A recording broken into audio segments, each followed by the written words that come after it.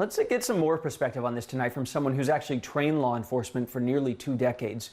Joining us now is Alex Del Carmen. He's an associate dean and professor at Tarleton State University School of Criminology and Criminal Justice. It's good to see you, Professor. First of all, if we could begin with the immediate concern, de-escalation. You've trained police forces in major departments in your career. When you see what's happening in Portland and Seattle, riots have been declared. How should they control these crowds if it's not with something like pepper spray?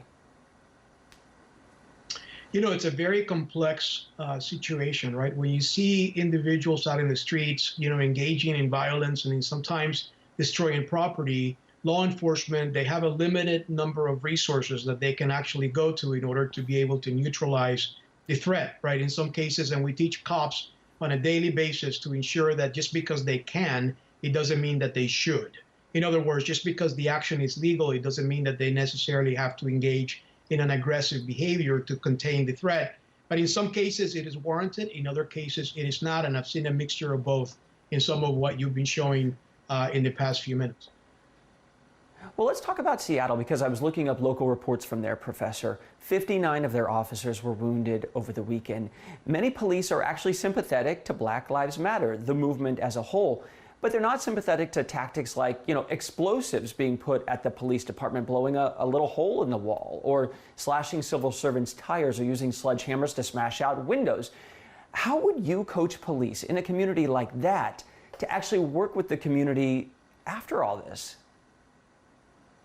So once you get out to the actual riot and once the individuals are protesting, whether they're engaging in violence or not, you've lost, from a law enforcement side, they've lost part of the argument that they should talk about it and discuss it before it gets to that point, right? So their limitations are obvious, which is that it got to a point where people felt that they needed to express their anger, their frustration, in some cases through violent means. But what I would argue is that we need to not escalate the situation. Police officers are trained to de-escalate. The idea is to neutralize the threat, but not necessarily to provoke more violence. And in some of these cases, unfortunately, what we have seen is that through the use of rubber bullets, through the use of various other things that they shouldn't be using at the scene, police officers are provoking, in some instances, for more violence to take place. In other instances, they've actually done what they can do in order to contain the threat. So in Seattle, I take exception to that, because Seattle has been really at the forefront of many of these issues that have come about regarding law enforcement.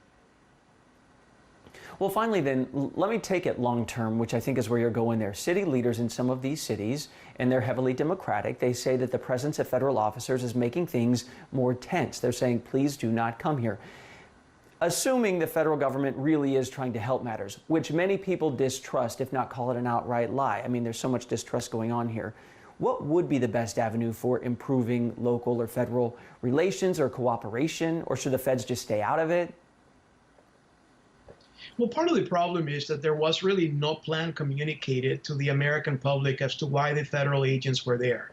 So within the context of the law, federal officers or federal agents are allowed to protect federal property, right? So as long as they're doing that, they are within their right and their obligation to do so. But at the same time, when you start sort of sending out federal agents that in some cases they don't have any identifiable information, people get confused as to how far away from a federal building they can go and what exactly is their mission. I think that led to a great deal of miscommunication, and people at large have been questioning and scratching their heads as to what exactly is the administration doing regarding federal agents. So I would argue that their scope is very limited. Their mission is very limited, although important, but it needs to be noted to the public as to why they're there and what their limitations are. And I think what we've seen is just a massive confusion across the United States regarding what their role is.